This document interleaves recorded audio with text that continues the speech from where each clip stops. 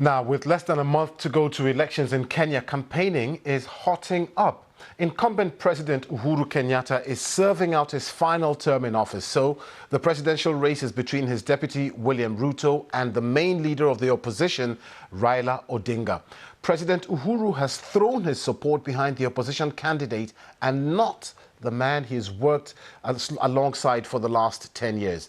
It's led to a campaign full of bitterness and rancor from both sides. The BBC's Emmanuel Legunza has been speaking to Mr. Ruto and began by asking him if indeed he's truly powerless in his current role as deputy president. I have made a huge contribution to where we are today in terms of the infrastructure we have put in place. We have built a 700-kilometer rail, modern standard gauge rail. We've built 10,000 kilometers of tarmac around the country. The people of Kenya can see my fingerprints on the success of this government. They can see my footsteps in what we have done as a government. Unfortunately, when we lost the plot, so to speak, the country went in the wrong direction.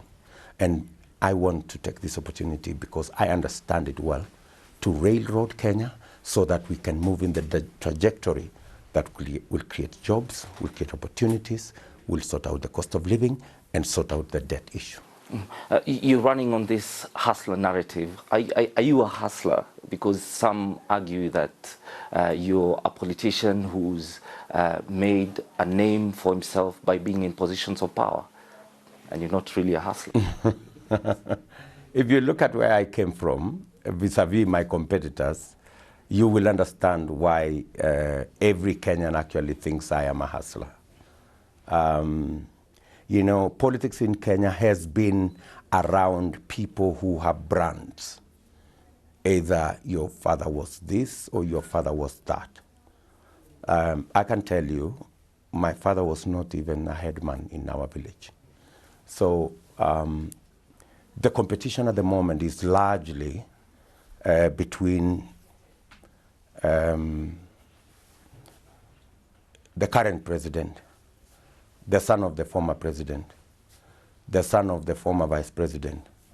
I have grown my career from nothing. With hard work, with commitment, with focus, you can get to somewhere. I want to prove that this country can be a country that presents opportunity for every child in Kenya. Are you disappointed that President Uhuru Kenyatta is not backing you for the presidency? Because you had a deal that he will be backing you. Well, to be fair to President Uhuru Kenyatta, we didn't have a deal.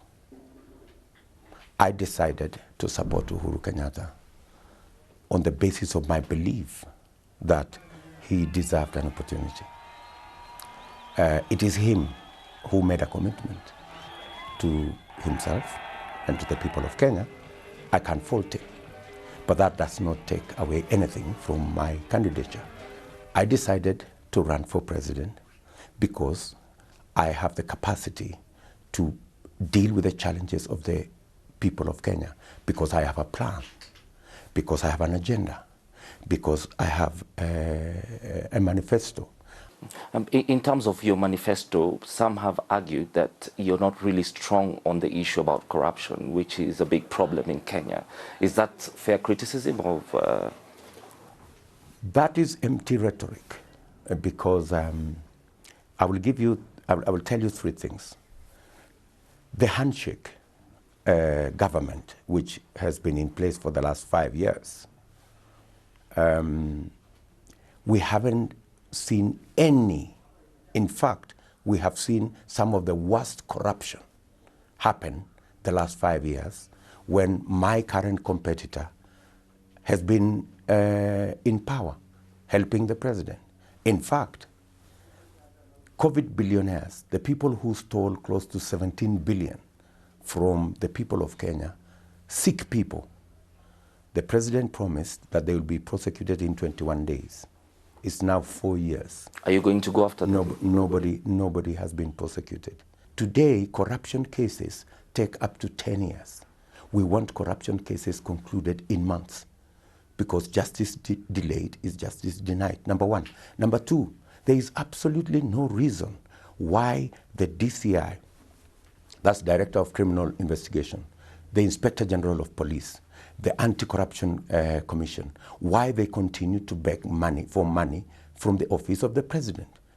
On day one, and we have put it in our manifesto, we will give financial independence to the criminal justice system.